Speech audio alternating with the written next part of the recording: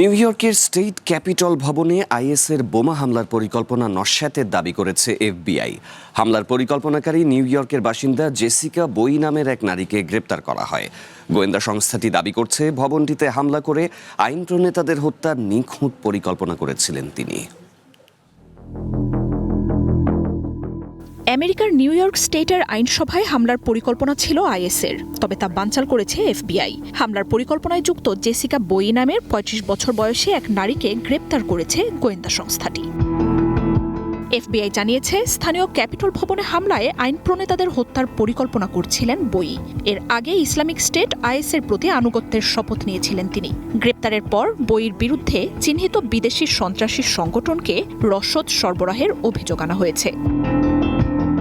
FBI এর পক্ষ থেকে জানানো হয়, আন্ডারকভার এফবিআই এজেন্টরা আইএসের সদস্য সেজে জেসিকা বইয়ের সঙ্গে যোগাযোগ করেন। তাকে অর্থ, নকল বোমা ও বন্দুকও সরবরাহ করেন তারা। সেসব নিয়ে হামলার পরিকল্পনা চূড়ান্ত করতে অন্তত ৫ বার নিউ ইয়র্কের ক্যাপিটল ভবনটির চারদিক ঘিরে নজরদারি চালান জেসিকা বই। আন্ডারকভার গোয়েন্দাদের সাথে কথোপকথনে তিনি বলেন, ভবন ও আইন প্রণেতাদের যত বেশি ক্ষতি করা সম্ভব ততটাই করতে চান তিনি। নগদ নিয়ে এলো হার না মানা হার অফার। সর্বনিম্ন ১০,০০০ টাকা রেমিটেন্স নগদে পাঠালে থাকছে স্বর্ণের হার জেতার সুযোগ। খাবার দেওয়ার ব্যাগে বোমা লুকিয়ে ভবনে ঢোকার পরিকল্পনা ছিল তার। বুধবার গ্রেপ্তারের সময় বইয়ের কাছ থেকে ছুরি ও আইএসকে সমর্থন জানানো একটি চিঠিও উদ্ধার করা হয়। সামাজিক মাধ্যমে আমেরিকা বিরোধী বার্তা ছড়াতেন তিনি। সেখানে ২০০১ সালের ১১ সেপ্টেম্বর আমেরিকায় আল কায়েদার ভয়াবহ হামলার প্রশংসাও করেন বই। জেসিকা বইকে গ্রেপ্তারের পর গোয়েন্দা ও আইন শৃঙ্খলা বাহিনীকে কৃতজ্ঞতা জানিয়েছেন নিউ ইয়র্কের গভর্নর। রাজনৈতিক সহিংসতা ও হুমকির কারণে এই বছরের শুরু থেকেই ক্যাপিটল ঘিরে নিরাপত্তা বাড়ানো হয়েছে বলে জানান তিনি। সেখানে হামলার সংখ্যা নেই বলেও আশ্বস্ত করেন এই নেতা।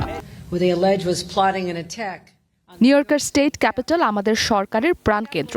সেখানে সাধারণ মানুষের জন্য যেমন কাজ করা হয়, তেমনি তা পর্যটকদের জন্য আকর্ষণীয় স্থান।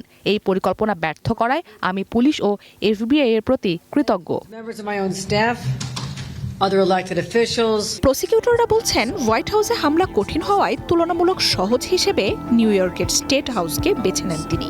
হামলার কারণ হিসেবে আমেরিকার ব্যবস্থাপনাকে নাড়িয়ে দেওয়ার কথা জানান বই। মার্জিয়া উপমা, ওয়ান ইন্টারন্যাশনাল ডেস্ক।